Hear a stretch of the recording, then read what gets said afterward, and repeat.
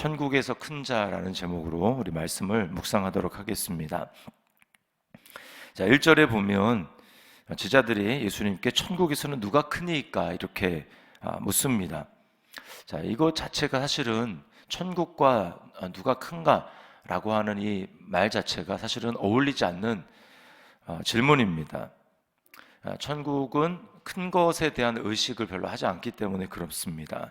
그러니까 왜 천국에서 누가 크냐라고 하는 이런 질문 자체가 이 세상적인 관점으로 천국을 바라보기 때문이죠.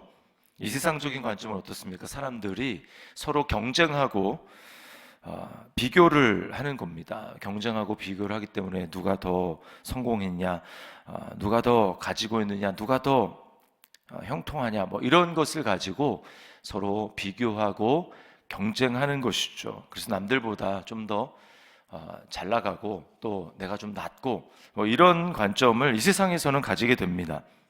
자, 그런데 예수님께서는 3절에 뭐라고 말씀하냐면 너희가 돌이켜 어린 아이들과 같이 되지 아니하면 결단코 천국에 들어가지 못하리라. 자, 누가 천국에서 큰가라고 물어봤는데 천국에 들어가냐 마느냐 더 근본적인 문제를 가지고 예수님이 제기하고 있습니다. 천국에 들어갈 수 없다. 천국의 속성을 잘 말씀하고 계시는 것이죠. 천국은 이 세상의 가치관과 사고방식이 전혀 통용되지 않는다. 아예 하나도 씨알도 안 맥힌다. 그렇기 때문에 천국에 들어가는 자는 아무도 그런 생각을 갖지 않는다라고 하는 것을 보여주는 것입니다. 결단코 들어가지 못하리라. 돌이켜 어린 아이와 같이 되지 아니하면, 이 돌이킨다라는 것은 회개를 말하는 것이죠. 회개한다라는 것을 말하는 겁니다. 이 말은 무슨 뜻입니까? 절대 다수의 사람들은 어린 아이들과 같은 마음을 가지지 못했다. 어른들의 마음의 상태를 가지고 있다는 것을 보여주는 것이죠. 자, 그러면 어린 아이들과 같이 된다라는 게 뭡니까? 4절에 보면 누구든지 어린아이와 같이 자기를 낮추는 사람이 천국에서는 큰 자다, 이렇게 이야기를 합니다. 어린아이와 같이 된다라는 것은 자기를 낮추는 것이다. 자, 자기를 낮추고 겸손하게 한다는 게 무슨 뜻일까요? 어린아이들 한번 생각을 해보십시오. 어린아이들이 자기를 낮춥니까? 저는 아직도 한 번도 그런 아이를 본 적이 없습니다. 어린아이들이 자기를 우리가 생각하는 것처럼 그렇게 겸손하게 낮추고 이러지 않습니다. 그 말은 어린아이들 자체는 자기가 교만하다는 생각 그런 의식도 없습니다. 자기가 높다 이런 의식 자체가 없습니다. 그러면 여기서 어린아이들 같이 자기를 낮춘다라고 하는 게 무슨 뜻입니까? 이 말은 자기 자신에 대해서 부풀리거나 과장하지 않는다라는 것을 이야기하는 겁니다. 자기 자신이 있는 그대로 솔직하게 보는 것이죠. 겸손하다라는 것은 실제로는 그렇지 않은데 자기가 낮추거나 이런 게 아닙니다. 자신의 위치를 부풀리거나 뻥튀기 하거나 하지 않고 현실을 그대로 직시하고 인정하는 것을 말하는 거예요. 근데 어린아이 같은 거는 어린아이는 자기 스스로 존재할 수 없다라는 것을 너무나 본능적으로 잘 알기 때문에 그래서 부모를 절대적으로 의지합니다. 이게 바로 겸손하다라고 하는 뜻입니다. 내가 스스로 혼자 행할 수 없다, 살 수 없다, 설 수 없다라고 하는 것을 알고 있기 때문에 그래서 부모를 의지하는 것이죠. 부모를 의지하고 부모를 전적으로 신뢰하는 것입니다.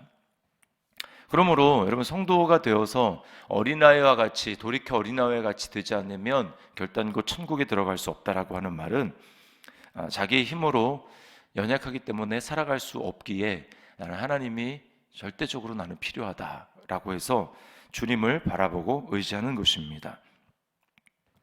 사단은 끊임없이 우리로 하여금 하나님에게서 독립한 존재로 살아가기를 원하고 또 그렇게 살아가도록 부추깁니다. 하나님 없이 내가 스스로 강하다, 나는 스스로 살아갈 수 있다, 이렇게 생각하게 만드는 거죠. 그게 바로 어린이와 같지 않음입니다.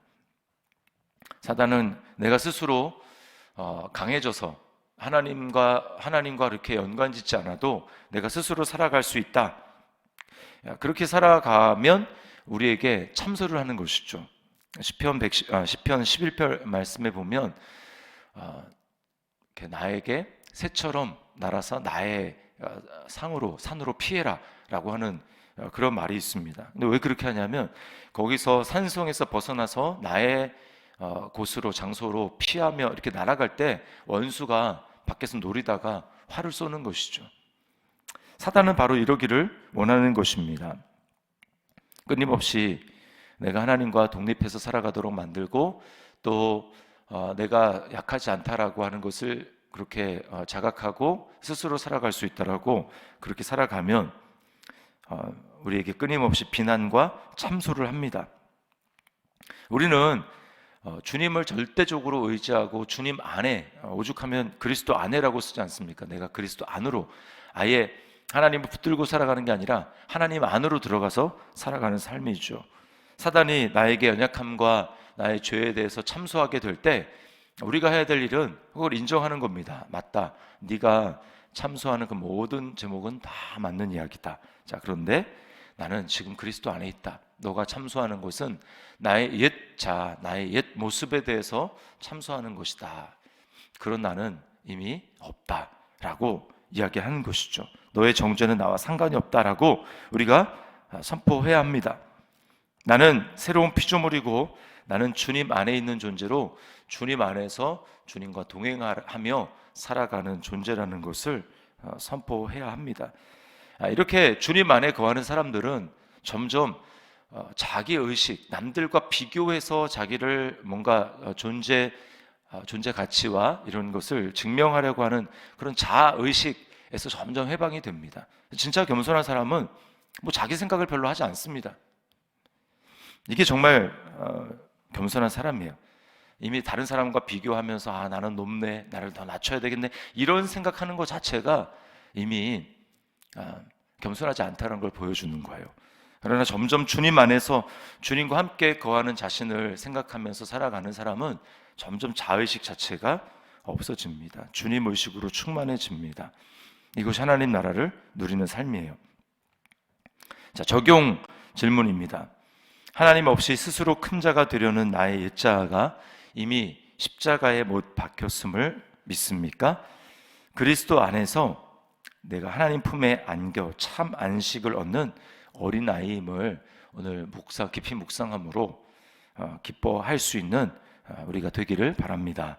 자, 두 번째 좀 생각할 것은 5절부터 10절까지가 사실은 같은 이야기를 하고 있습니다. 어린 자들을 실족하지 않도록 하는 그 부분에 대해서 이야기를 합니다.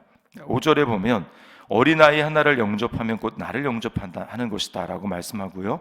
6절에 보면 나를 믿는 이 작은 자, 어린아이입니다. 작은 자 중 하나를 실족하게 하면 차라리 죽는 게 낫다. 연자맷대를 메고 물에 빠져 죽는 게 낫다라고 말씀합니다. 그리고 이제 8절, 9절은 같은 것을 얘기합니다. 내 손이나 내 발이 너를 범죄하게 하거든. 이 말은 실족하게 하거든이라는 말을 범죄하게 하거든이라는 말로 바꾼 거예요.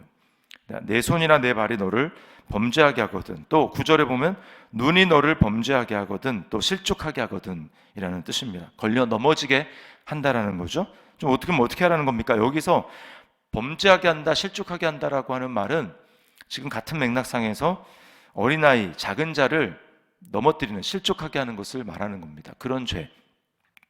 내 손과 발이 그렇게 작은 자, 어린아이를 넘어뜨리게 만들고 또 내 눈이 그렇게 만들었다면 어떻게 하라는 겁니까? 찍어버리고 눈을 빼어버리라. 장애인으로 영생에 들어가는 것과 사지 멀쩡한 상태로 지옥불에 던져지는 것을 비교하고 있습니다. 장애인이 되더라도 영원한 생명, 영생에 들어가는 것이 낫다라고 하는 거죠. 그렇습니다. 이게 바로 천국과 지옥의 비교인 것이죠. 그러면서 10절에 삼가 이 작은 자 중에 하나도 업신여기지 말라라고 말씀을 합니다. 자, 첫 번째는 우리가 내 자신이 스스로 겸손하게 낮추어지는 것이고, 또 하나는 그런 모습으로 다른 사람들과의 관계를 어떻게 할 것인가 라고 하는 것입니다. 여기 어린아이라고 했지만 사실은 이것은 우리가 바라보는 모든 관점과 행동하는 행동이 기준이 모든 것들이 달라졌다라는 것을 얘기합니다. 그래서 어른들한테는 뭐 그렇게 다르게 대하고 어린 나이한테는 다르게 대하고 이런 게 아니라 우리의 사람을 상대하는 그런 모든 모습과 가치관과 바라보는 시선 자체가 완전히 변화되었다라는 것을 이야기하는 것이죠. 그래서 세상에서는 어떻습니까? 사람에 따라서 대우하는 게 다 달라집니다. 그래서 힘있고 나에게 좀 도움이 될 만한 사람이다. 그러면 내가 좀 다른 마음을 가지고 대하고, 잘해봤자 별 볼 일이 나에게 돌아올 것이 별로 없다. 그런 사람들에게 대해서는 힘이 없다. 이런 사람에 대해서는 나도 모르게 다른 모습으로 반응하게 되는 것이 인지상정입니다. 세상 사람들의 살아가는 모습입니다. 그러나 그리스도인은 그렇지 않다라는 거죠. 왜 그렇습니까? 내가 사는 게 아니라 내 안에 예수님이 사시니까. 예수님이 바라보는 모습으로 바라보고 예수님이 사람들을 상대하는 모습으로 우리가 살아가게 된다면 우리는 세상 사람들과 다른 모습으로, 아무리 힘이 없는 어린아이라 할지라도 우리는 다르게 대할 수 있는 것입니다. 그래서 구약에서는 하나님을 고아와 과부의 하나님이라고 말씀을 하셨습니다. 우리가 주님이 바라보듯이, 주님이 사람들을 대하듯이 사람들을 바라보고 상대해야 하는 것을 이야기하는 것입니다. 자, 적용입니다. 세상의 관점으로 사람을 사귀거나 대하고 있지 않습니까? 연약한 자들을 실족하지 않게 하기 위해서 나는 주님께 도움을 구하고 간구하고 있습니까? 내가 간구해야 될 기도는 무엇입니까? 또 주님의 마음으로 돌보아야 할 작은 자는 누구입니까?